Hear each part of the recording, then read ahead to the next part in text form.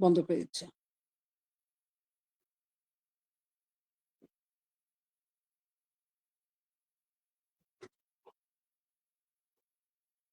কি ডাকছো? ডাকছো? আমার ডাকছো? না, এমনি বলছে। হ্যাঁ, হ্যালো, কথা শোনা যাচ্ছে?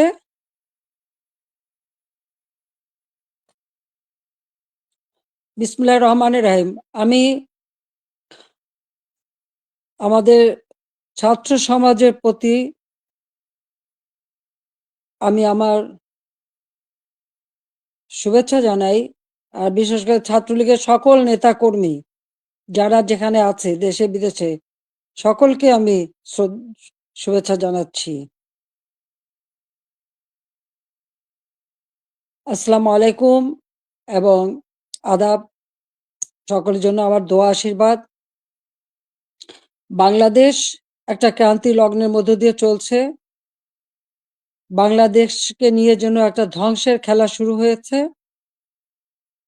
যে বাংলাদেশটা সারা বিশ্বের কাছে উন্নয়নের রোল মডেল ছিল, উন্নয়নের বিষয় ছিল, সেই বাংলাদেশের আজকে চরমভাবে ধ্বংস করে আজ একটা জঙ্গি সন্ত্রাসীদের দেশ হিসেবে পরিণত করা হয়েছে।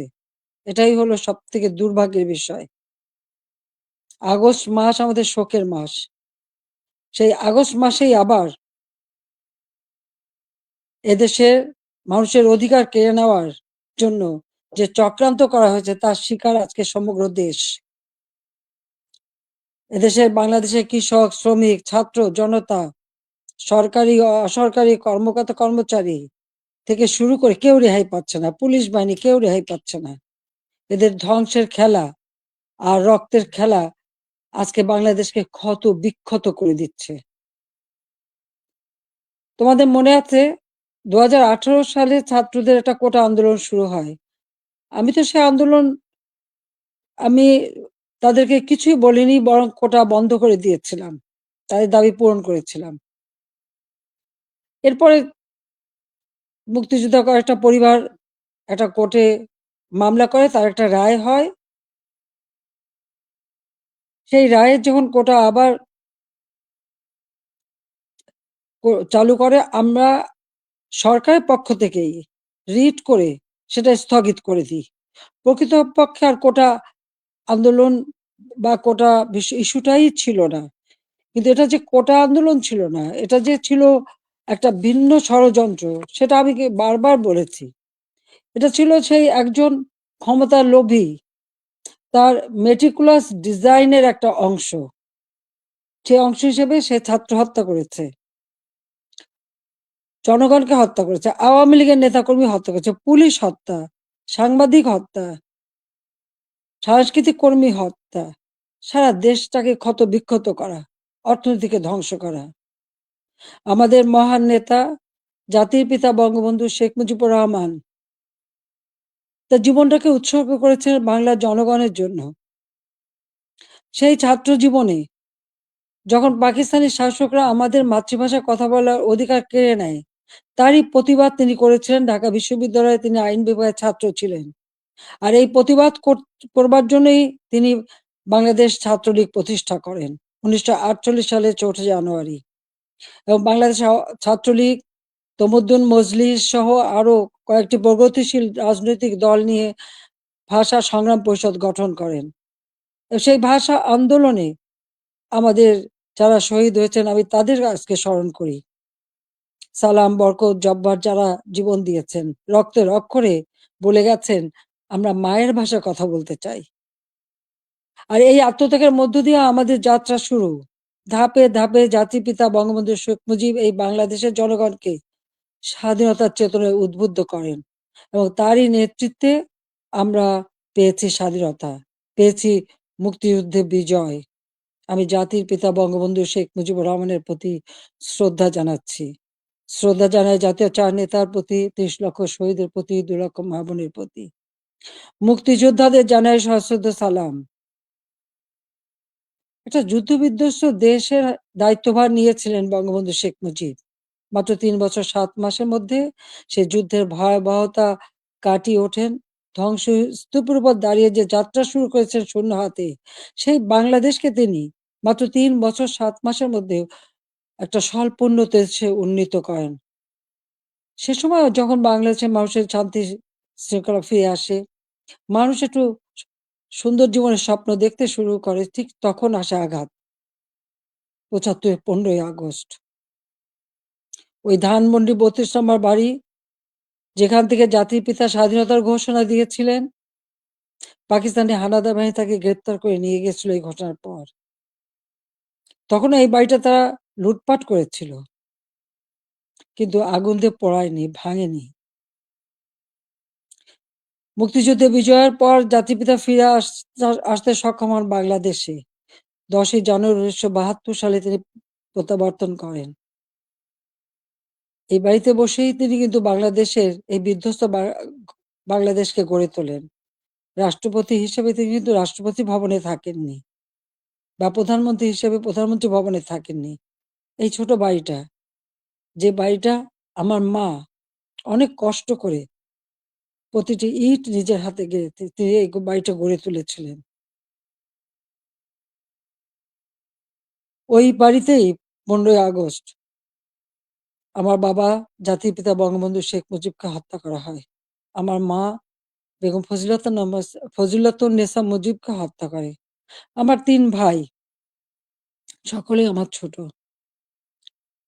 মুক্তিযোদ্ধা ক্যাপ্টেন শেখ কামাল, মুক্তিযোদ্ধা লেফটেন্যান্ট শেখ জামাল এবং ছোট রাসেল, যার বয়স ছিল মাত্র ১০ বছর। তাদেরকে তো কেউ নির্মমভাবে হত্যা করে। কামাল জামালের নবপরিণীতা বধূ সুলতানা এবং রোজি জামালকে হত্যা করে। আমার একমাত্র চাচা শেখ আবু নাসের, তিনিও মুক্তিযোদ্ধা, পঙ্গু ছিলেন। ঘাতকের নির্মম বুলেটের আঘাতে তিনিও জীবন হারান। রাষ্ট্রপতি মিলিটারি সেক্রেটারি ছুটে এসেছিলেন ব্রিগেডিয়ার জামিল উদ্দিন, তাকেও হত্যা করে। পুলিশ অফিসার সিদ্দিকুর রহমানকে হত্যা করে। একই সাথে যুবনেতা শেখ ফজলুল হক মনিকে হত্যা করে, তার অন্তঃসত্ত্বা স্ত্রী আরজুমনি তাকেও হত্যা করে। আব্দুর রব সানিবাদ, যিনি স্বাধীনতার সংগঠক ছিলেন, তাকে হত্যা করে। তার ১০ বছরের ছেলে আরিফ, ১৩ বছরের মেয়ে বেবি, ৪ বছরের নাতি সুকান্ত সহ ওই পরিবারের সদস্যদের নির্মমভাবে হত্যা করে। ১৫ই আগস্টে যারা শাহাদাত বরণ করেছে, আমি তাদের আত্মার মাগফিরাত কামনা করি।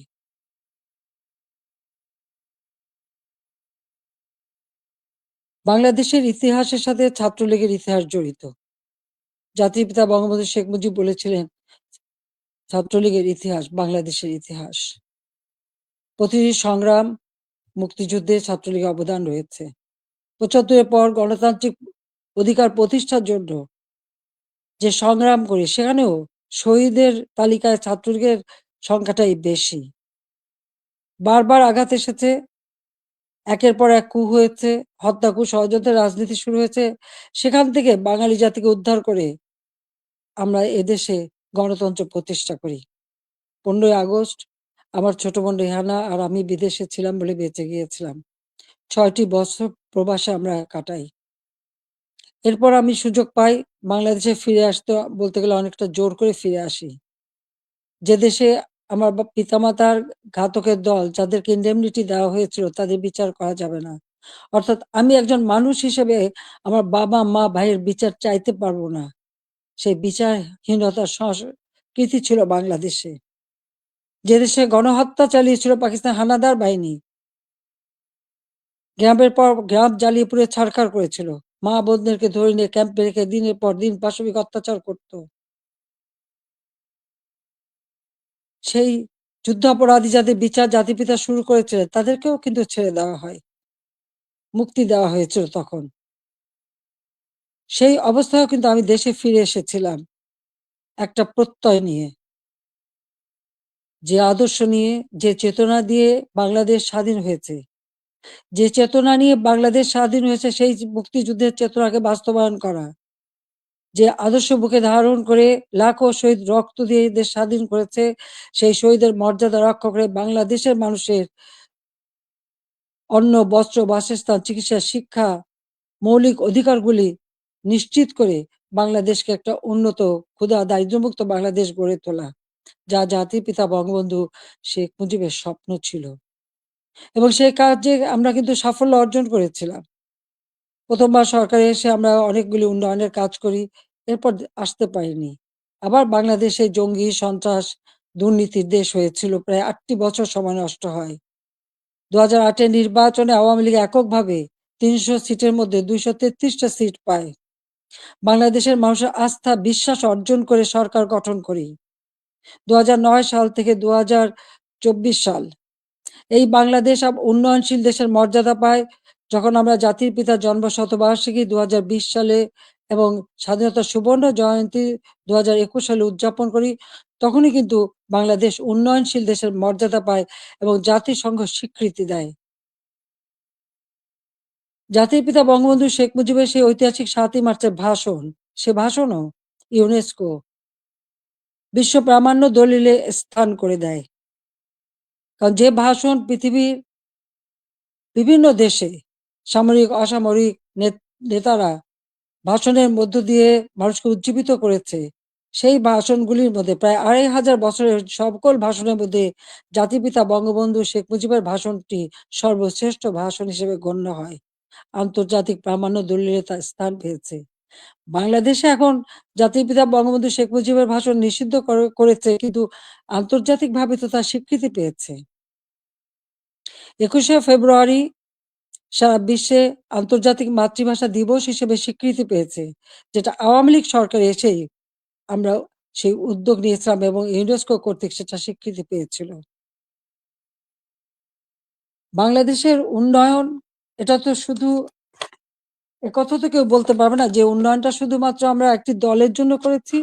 এই উন্নয়নটা সারা দেশের মানুষের জন্য। আমরা দেশের ছেলে মেয়েদের, আমাদের ভবিষ্যৎ প্রজন্ম, তরুণ সমাজ, যারা এদেশের একদিন কর্ণধার হবে, তাদের জন্য মানসম্মত শিক্ষার পরিবেশ আমরা তৈরি করেছিলাম, যেখানে ছিল অনবরত সেশন জট। সেখান থেকে মুক্ত করে আমরা শিক্ষার পরিবেশ তৈরি করি।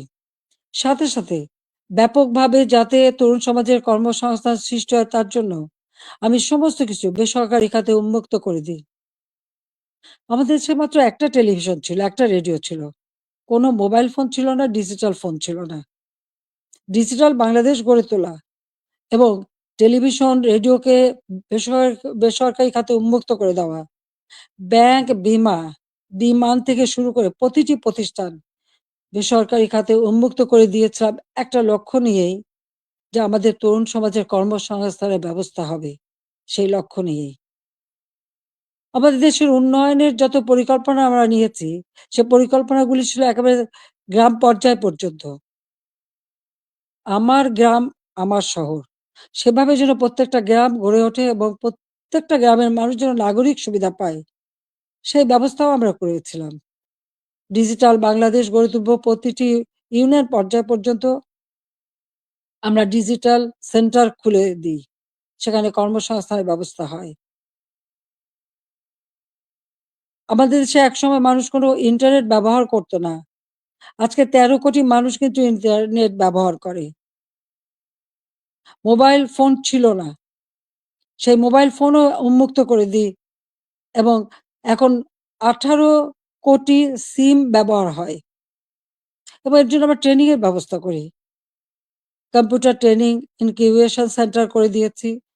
স্কুলে কম্পিউটার ল্যাব তৈরি করে দেওয়া হয়েছে। বিশ্ববিদ্যালয়ে বিনামূল্যে ইন্টারনেট সার্ভিস ব্যবস্থা করা হয়েছে। Wifi connection, broadband connection, Bangabandhu satellite ১ আমরা উৎক্ষেপণ করেছি।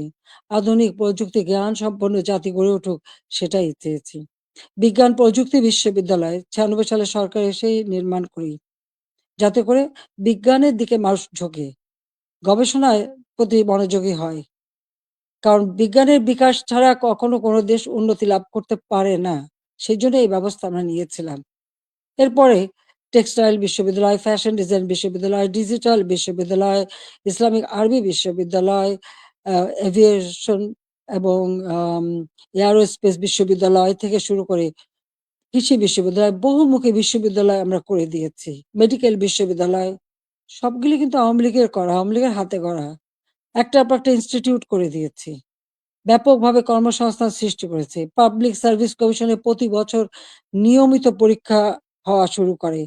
ছেলেমেয়েরা যথাযথভাবে মেধার ভিত্তিতেই কিন্তু চাকরি পেয়েছে, কাজ পেয়েছে। কর্মসংস্থান ব্যাংক প্রতিষ্ঠা করে দিয়ে যেখান থেকে বিনা জামানতে ঋণ নিয়ে সবাই যেন কাজ করতে পারে, কর্মসংস্থান ব্যবস্থা যাতে হয়। ব্যাপক হারে যেন বিদেশি বিনিয়োগ আসে, সেই সুযোগ আমরা সৃষ্টি করে দিই এবং সেই বিনিয়োগ এসেছে। ২০০৯ সালে সরকার এসে আমি প্রেক্ষিত পরিকল্পনা প্রণয়ন করি ২০১০ থেকে ২০২১। এটার লক্ষ্য ছিল বাংলাদেশকে আরো উন্নত করা, বাংলাদেশের মানুষের জীবন মান উন্নত করা, আধুনিক বিশ্বের সঙ্গে যাতে তাল মিলিয়ে চলতে পারে সেই ব্যবস্থা করা এবং সেটাই আমরা কিন্তু করেছিলাম।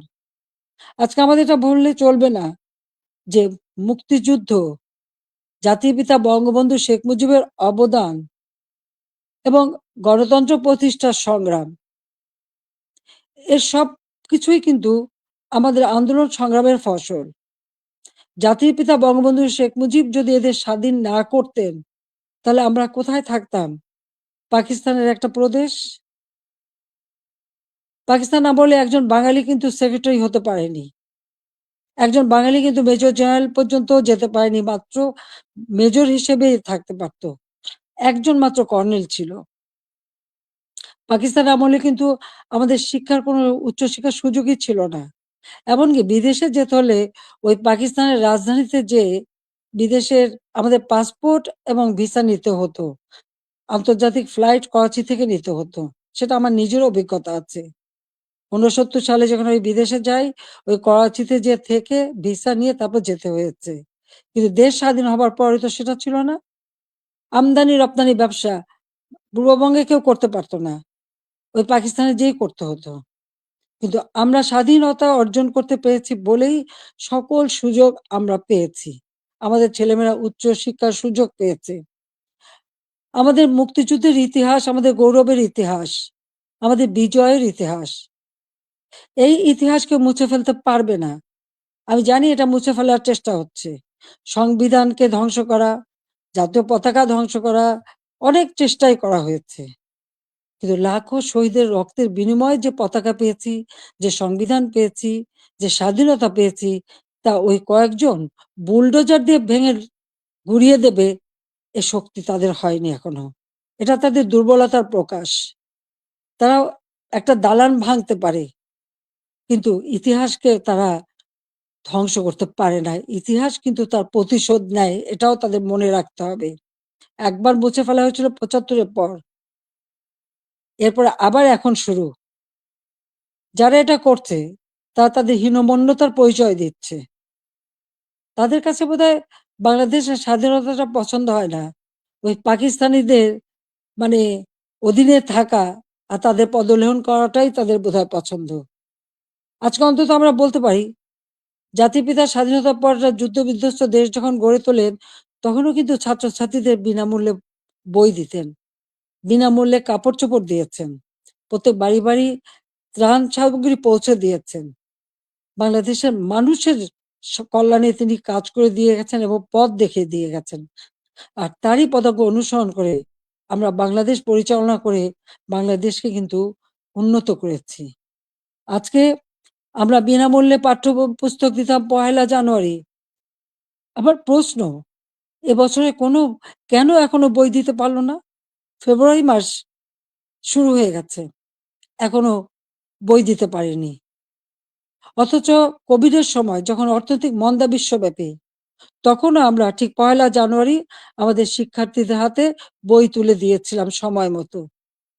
তাদের পড়াশোনা, স্কুলে যাওয়া বন্ধ ছিল, অনলাইনে পড়াশোনা করা বা টেলিভিশনের মাধ্যমে একটা ক্লাসগুলি সেটা তুলে ধরা তাদের কাছে।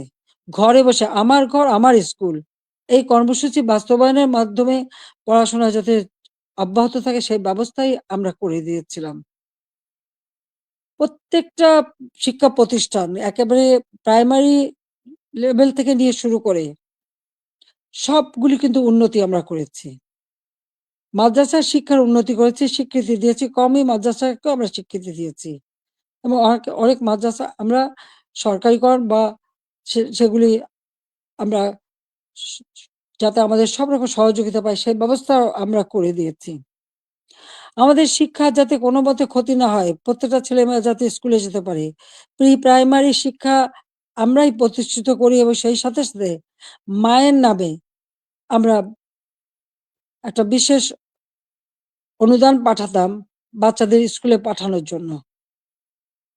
উপবৃত্তি দেওয়া, বৃত্তি দেওয়া এবং উচ্চশিক্ষার সুযোগ করে দেওয়া, সেই পদক্ষেপ আমরা নিয়েছিলাম যাতে আমাদের গরিব মেধাবী ছেলে মেয়েরা যথাযথভাবে পড়াশোনা করতে পারে, সেই সুযোগটা আমি করে দিয়েছিলাম। ৪ কোটির উপর শিক্ষার্থী এই সুযোগ পেত। এমনকি বঙ্গবন্ধু মেমোরিয়াল ট্রাস্ট, আমরা যখন দেশে ফিরে আসি ওই বাড়িটি আমরা তো ব্যক্তিগত কাজে ব্যবহার করিনি। ৩২ নম্বরের বঙ্গবন্ধু ভবন আমরা ২ বোন জনগণকে দান করে দিয়েছিলাম বঙ্গবন্ধু মেমোরিয়াল ট্রাস্ট করে, এবং সেখানে একটি মিউজিয়াম করেছিলাম সেই স্মৃতি রক্ষার জন্য। আর সেই ট্রাস্টের মাধ্যমে ছাত্রছাত্রীদের আমরা বৃত্তি দিতাম, কম করে হলেও ৫০০ টাকা, উপরে ২০০০ টাকা। মেডিকেল ইঞ্জিনিয়ারিং পর্যন্ত যারা পড়তো সকলের জন্য এই বৃত্তি উন্মুক্ত ছিল। ১৮০০ শিক্ষার্থীকে আমরা বৃত্তি দিতাম। তাছাড়া অনেক দুস্থ এবং গ্রেনেড হামলা আহত নিহত পরিবার, তাদেরকে মাসোহারা দিতাম। কোভিডের সময় এই বঙ্গবন্ধু মেমোরিয়াল ট্রাস্ট থেকেই ৫ কোটি টাকা দিয়ে আমি ফান্ড করে দিয়েছিলাম প্রাইম মিনিস্টার অফিসে, যেখান থেকে কোভিডে যারা আক্রান্ত তাদের সহযোগিতা করা। আমরা ভূমিহীন গৃহহীনদের ঘরবাড়ি করে দিই। বঙ্গবন্ধু মেমোরিয়াল ট্রাস্ট থেকে ৫ কোটি টাকা দিয়ে আমি বিশেষ তহবিল গঠন করে দিই, যেখানে জমি পাওয়া যেত না, সেই জমি ক্রয় করে ভূমিহীন গৃহহীন মানুষকে ঘরবাড়ি করে দেওয়া। যাদের ঠিকানা ছিল না, তাদের আমি ঠিকানা দিয়েছিলাম। এমনকি এই আশ্রয়ণ প্রকল্পের থেকে পুলিশের চাকরিও পেয়েছে আমাদের অনেক ছেলেমেয়ে। কারণ তাদের ঠিকানা হয়েছিল। আগে তাদের ঠিকানা ছিল না। 58টা জেলা ভূমিহীন গৃহহীন মুক্ত করেছিলাম। আমাদের লক্ষ্য ছিল যে আমরা সমগ্র জেলায় কোনো মানুষ ভূমিহীন গৃহহীন থাকবে না, সকলের একটা মর্যাদা থাকবে।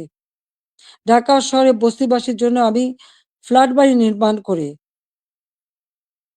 সেখানে তাদের থাকার ব্যবস্থা ভাড়া ভিত্তিক, বস্তিতে যে ভাড়া দিত সেই ভাড়া দিয়েই যা থাকতে পারে সেই ব্যবস্থা করেছি। আমাদের দেশের যারা সুইপার, হরিজন, দলিত শ্রেণী তাদেরকে ফ্ল্যাট বাড়ি নির্মাণ করে দিয়েছি। এবং আমাদের বেদে, কুষ্ঠরোগী, হিজড়া, প্রতিটি অনগ্রসর যারা তাদের জন্য বিনামূল্যে ঘর এবং তাদের জীবন জীবিকার ব্যবস্থা আমরা করে দিয়েছি। বাংলাদেশে আমি যখন 96 সালে সরকার গঠন করি মাত্র 1600 মেগাওয়াট বিদ্যুৎ ছিল। আমি 4300 মেগাওয়াটে উন্নীত করেছিলাম। কিন্তু পরবর্তীতে 8 বছর পর যখন আবার সরকারে আসি তখন পেয়েছিলাম মাত্র 3200 মেগাওয়াট। আমরা উদ্যোগ নিই, ঘরে ঘরে বিদ্যুৎ দেব, প্রতিটি ঘর আলোকিত করব। আমাদের কথা রেখেছি। প্রত্যেক ঘরে ঘরে আমরা বিদ্যুৎ পৌঁছে দিয়েছিলাম, প্রতিটি ঘর আলোকিত করেছিলাম। আমাদের লক্ষ্য ছিল যে একটি মানুষও কুঁড়ে ঘরে বাস করবে না, নিদেন পক্ষে একটা টিনের ঘরেও হলেও তাদের দেব। সেটা কিন্তু আমরা দিতে পেরেছি এবং এর পরবর্তীতে এসে সেমি পাকা ঘর আমরা দিয়ে দিয়েছি, যাতে মানুষ বাঁচতে পারে। খেলাধুলায় আরো আগ্রহী যাতে হয়, ক্রিকেট টেস্ট ম্যাচ সেটাও আমার সময় অর্জন করা এবং সেই সঙ্গে সঙ্গে তাদের ট্রেনিং করানো। ক্রিকেট, ফুটবল বা দেশীয় খেলা, হকি, প্রত্যেকটা খেলার সুযোগ আমরা করে দিয়েছি এবং ছেলেমেয়ে উভয়ই সুযোগ পেত। আমাদের সে প্রাইমারি স্কুলে মেয়েদের জন্য বঙ্গমাতা গোল্ড কাপ টুর্নামেন্ট এবং ছেলেদের জন্য বঙ্গবন্ধু শেখ মুজিব গোল্ড কাপ টুর্নামেন্টের মাধ্যমে সেই ছোট্টবেলার থেকে যাতে তারা খেলতে পারে সেই ব্যবস্থা আমরা করে দিয়েছি। আজকে কি দুর্ভাগ্য আমাদের! আমাদের মেয়েরা ফুটবল খেলতে যেয়ে সারা অনেক দেশ থেকে কিন্তু তারা জয়ী হয়ে এসেছে, বাংলাদেশের সুনাম করে এসেছে। আজকে আমাদের দেশে তারা খেলতে পারছে না। কেন? মেয়েদের খেলার অধিকার নাই কেন? সেটা আমার প্রশ্ন। তাদেরকে কেন বাধা দেওয়া হলো? যারা এই বাধা দেন তারা কি ভুলে যান? আমাদের নবী করিম সাল্লাল্লাহু আলাইহি ওয়াসাল্লাম যখন ইসলাম ধর্ম প্রচার করেন, তখন কে ১ম ইসলাম ধর্ম গ্রহণ করেছিল? ইসলাম ধর্ম গ্রহণ করেছিল একজন নারী। তিনি বিবি খাদিজা। তিনি ১ম ইসলাম ধর্ম গ্রহণ করেন। সে কথাটা তাদের ভুললে চলবে না। মায়ের পেটেই সন্তান জন্ম নেয়। আর সেই মায়ের জাতিকে অবমাননা করা কেন? সেটা আমার প্রশ্ন। খেলাধুলা, সংস্কৃতি চর্চা, স সাহিত্য চর্চা, এই সংস্কৃতি তো আমাদের অধিকার, সকলের অধিকার। এখানে নারী পুরুষের কোনো ভেদাভেদ থাকতে পারে না। আর ইসলাম ধর্ম কখনো তা বলে না। কিন্তু আজকে আমরা দেখছি শুধু মেয়েদের খেলতে যে দেওয়া হয় না তা না। শিক্ষকদের লাঞ্ছিত করা হয়। এটা কেমন ধরনের কথা? শিক্ষক আমাদের গুরুজন। তাদের প্রতি আমাদের সম্মান দেখাতে হবে। আর সেই সম্মান যে আমরা দেখাই সেটা তো আপনারা জানেন। এমনকি আমি প্রধানমন্ত্রী হবার পরেও আমার ইউনিভার্সিটির শিক্ষক, তাদেরকে আমি সম্মান করতাম। আমার স্কুলের শিক্ষক যাদের সঙ্গে দেখা হওয়ার সাথে, সাথে আমি সম্মান করতাম। তাদের পা ধরে সালাম করতাম। কারণ শিক্ষক গুরুজন। কিন্তু আমি জানি না এই কোটা আন্দোলনের নামে এমন একটা পরিবেশ সৃষ্টি করে ফেলা হলো যে ছাত্র-ছাত্রীরা শিক্ষকদের অপমান করে। তাদের গলায় জুতার মালা পরায়। তাদেরকে গাছের সাথে বাঁধে। তাদেরকে দিয়ে জোর করে পদত্যাগ করায়। কেন এই ধরনের বেয়াদবি কেন শিখাবে বা এই শিশুদের কোমলমতি শিশুদের এবং ছাত্রছাত্রীরা কেন এই বেয়াদবি করবে? আজকে ছাত্রছাত্রীরা শিক্ষকদের বয়কট করে। এই ধরনের অদ্ভুত আচরণ আমি জানি না পৃথিবীর আর কোন দেশে আছে কিনা। তাহলে আমরা কি পরিচয় দেব? যে দেশের মানুষ ৭১ সালে মুক্তিযুদ্ধে বিজয় অর্জন করে বিজয়ী জাতি হিসেবে সারা বিশ্বে সম্মান পেয়েছে, আজকে সেই দেশের মানুষ কাছে কোথায়? কোথায় সেই সম্মান? যে দেশটাকে আমি জাতির পিতা বঙ্গবন্ধু শেখ মুজিবের আদর্শ বুকে নিয়ে যে বাংলাদেশকে আমি উন্নয়নশীল দেশের মর্যাদা এনে দিয়েছিলাম। আমাদের অর্থনীতি, আন্তর্জাতিকভাবে ৩৫তম অর্থনীতির দেশ হিসেবে স্বীকৃতি পেয়েছে। দারিদ্র্যের হার ৪১ ভাগ থেকে আমি ১৮.৭ ভাগে নামিয়ে এনেছিলাম। হতদরিদ্র ২৫ ভাগ থেকে আমি ৫.৬ ভাগে নামিয়ে এনেছিলাম।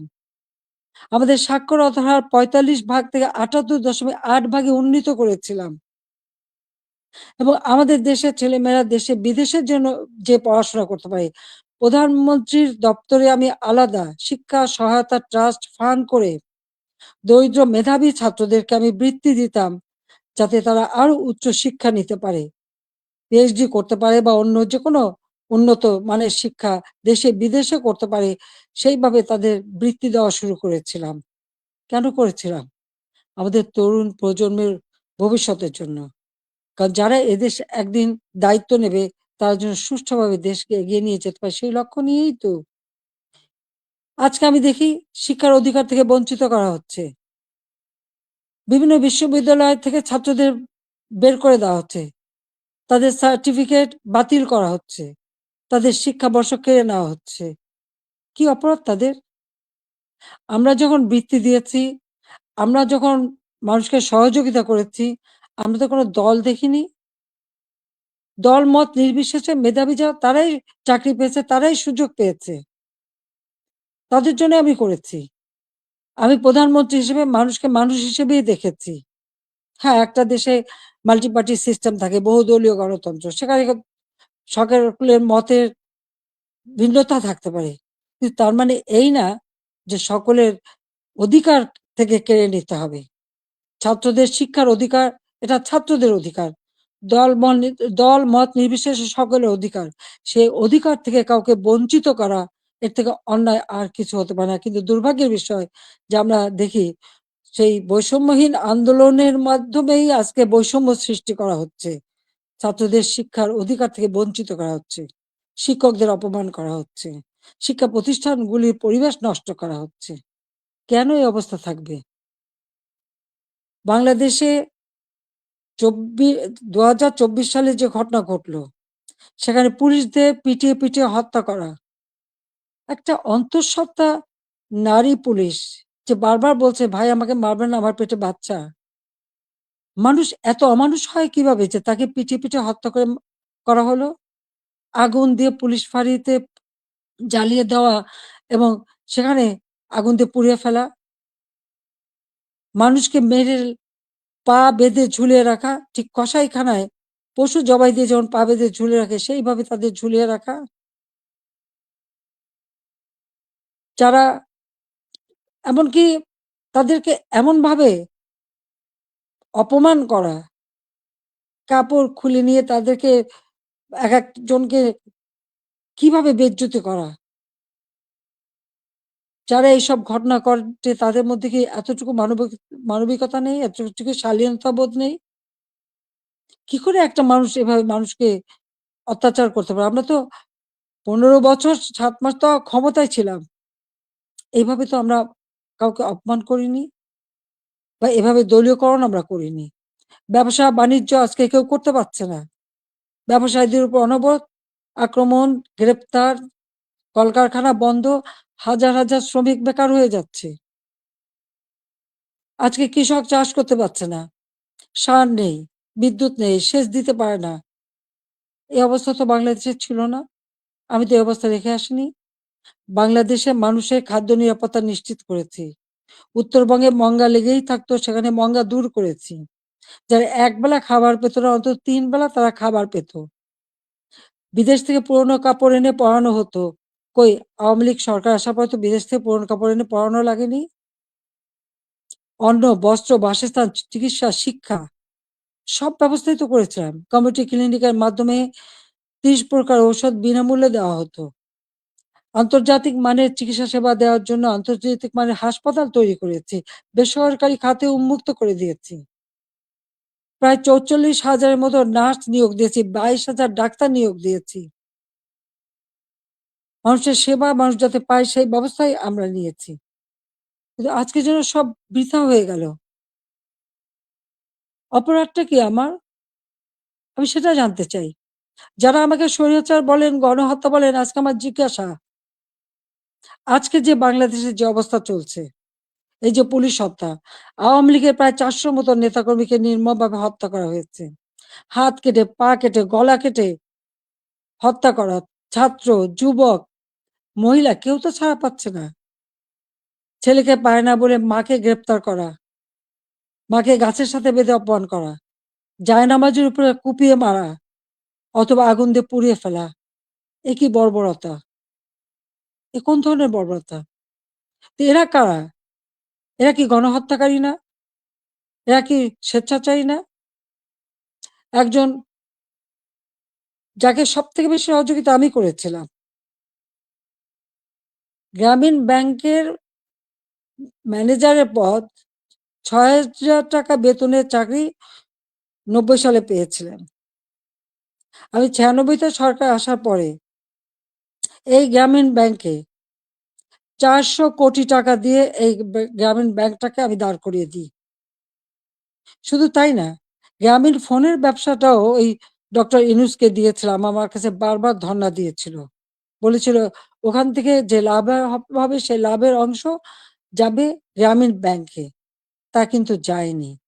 বরং এগুলি বেচেই খেয়েছে, মানি লন্ডারিং করেছে, দুর্নীতি করেছে এবং তার ক্ষমতার লোভ আজকে বাংলাদেশকে ধ্বংসের দিকে নিয়ে এসেছে। একটি মানুষের ক্ষমতার লোভ বাংলাদেশকে জ্বালিয়ে পুড়ে ছারখার করে দিচ্ছে। তার মধ্যে কি এতটুকু মনুষ্যত্ববোধ নেই? কৃতজ্ঞতা বোধ নেই? যেই তার উপকার করে তার উপরেই, তার মাথায় আঘাতটা করতে হবে। কেন? ক্ষুদ্র ঋণ আন্তর্জাতিকভাবে স্বীকৃত ছিল না। এই ডক্টর ইউনূসেরই অনুরোধে আমি নিজে তার সম্মেলনে উপস্থিত হই, যেখানে স্পেনের রানী কুইন সোফিয়া এবং হিলারি ক্লিন্টন তারা উপস্থিত হন। আমি উপস্থিত ছিলাম বলে প্রধানমন্ত্রী হিসেবে, এবং ক্ষুদ্র ঋণ জাতিসংঘে যাতে স্বীকৃতি পায় সে ব্যবস্থাও আমি করেছিলাম। কিন্তু কত বড় বেইমান মুনাফিক যে তার ক্ষমতা লোভ এমন পর্যায়ে চলে গেল যে সে আমাকে আর রেহানাকে হত্যা করার পর্যন্ত পরিকল্পনা করলো, এবং তার বক্তৃতায় তিনি ধরা পড়ে গেছেন। বিল ক্লিন্টনের ফাউন্ডেশনে সে মোটা টাকা দেয়। আমাদের দেশে কোনো দুর্যোগ দুর্বিপাকে কোনোদিন মানুষকে এক পয়সা সাহায্য করেনি, কিন্তু সেখানে তিনি মোটা টাকা দিয়েছিলেন। আপনারা দেখেছেন গত সেপ্টেম্বর মাসে জাতিসংঘ যখন যায়, সেখানে বিল ক্লিন্টন ফাউন্ডেশনে দাঁড়িয়ে ইউনূস সাহেব কি বক্তৃতা দিলেন? যে এই আন্দোলন, কোটা আন্দোলন, এটা কোনো ছাত্র জনতার আন্দোলন ছিল না। এটা ছিল তার মেটিকুলাসলি ডিজাইনড আন্দোলন, যা তার মাস্টার মাইন্ডের মাধ্যমে করা। ওই মাহফুজ আলমকে তার পরিচয় করে দিয়েছিল মাস্টার মাইন্ড হিসেবে। তার অর্থটা কি? ছাত্রদেরকে বিভ্রান্ত করা হয়েছে। আমাদের ছাত্ররা কোমলমতি, তারা ঠিক কোনটা সঠিক সবসময় তো বুঝতে পারে না, তারা ঝুঁকে চলে এসেছে। আবার আর একজন সমন্বয়ক বলল কি, গণভবন আক্রমণের আগে বেশি ছাত্র পায়নি, তাই ফলস আইডি কার্ড করে ভুয়া ছাত্র বানিয়ে নিয়ে এসেছিল। তার মানে এদের উদ্দেশ্যটা কি ছিল? আমি আজকে জাতির কাছে এটা জানতে চাই, এবং জাতির কাছে আমি বলবো, 15ই আগস্ট আমরা 2 বোন বেঁচে গিয়েছিলাম, এটাই কি আমাদের অপরাধ? বাবা, মা, ভাই সব হারিয়েছিলাম। সব হারিয়েও সেই শোক ব্যথা বুকে নিয়েও ফিরে এসেছি বাংলাদেশের মানুষের কাছে। কেন? আমি দেখেছি একটার পর একটা কূ হচ্ছে, মুক্তিযোদ্ধাদের হত্যা করা হচ্ছে, গণতান্ত্রিক অধিকার নেই, পেটে ভাত নেই, প্রতিনিয়ত দুর্ভিক্ষ, চারিদিকে হাহাকার।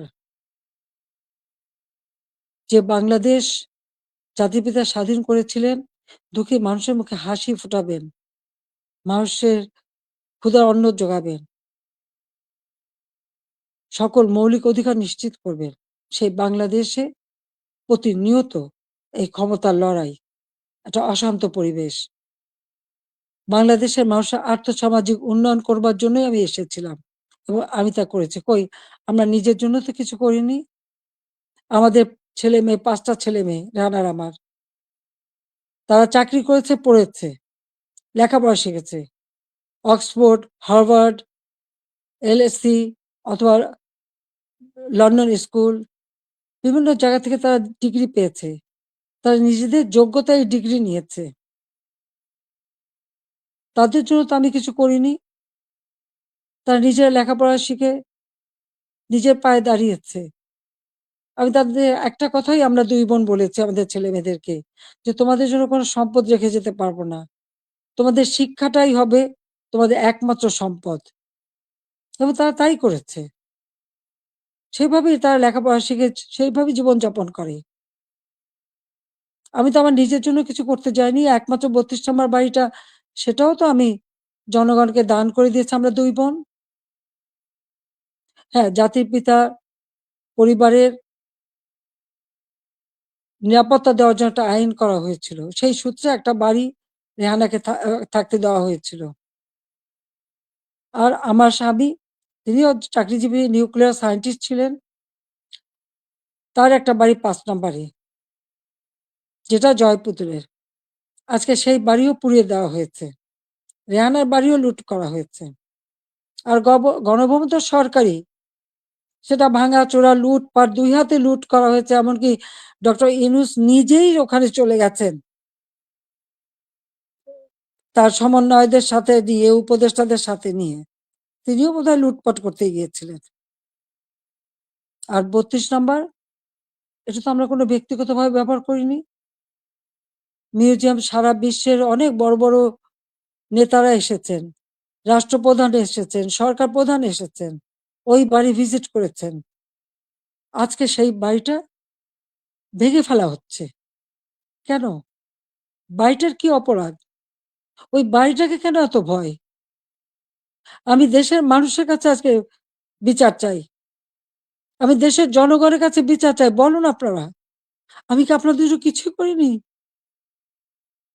আমি কি আপনাদের অন্ন, বস্ত্র, বাসস্থান, চিকিৎসার ব্যবস্থা করে দেইনি? আপনাদের ঘরে আলো জ্বালিনি? আপনাদের ছেলেমেয়ের লেখাপড়া শিক্ষার ব্যবস্থা করিনি? রাস্তাঘাট, পুল, ব্রিজ করে আপনাদের যোগাযোগের ব্যবস্থা, কর্মসংস্থানের ব্যবস্থা করে দেয়নি? তাহলে কেন এই অপমান? কেন এই বাড়িটা ভাঙা হবে? এই বাড়ি থেকে তো স্বাধীনতার ঘোষণা দিয়েছিলেন জাতির পিতা। আর স্বাধীন দেশ হয়েছিল বলেই তো আজকে বাংলাদেশ এত উন্নত হয়েছে।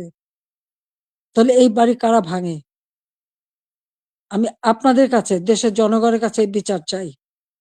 আমি ছাত্র সমাজের কাছেও এটা বলবো যে, যারা বিভ্রান্ত করে তোমাদেরকে বিভ্রান্তির পথে নিয়ে গিয়েছিল, ওই সাধারণ ছাত্রছাত্রীদের প্রতি তো আমাদের কোনো রাগও নেই, কোনো অভিযোগও নেই।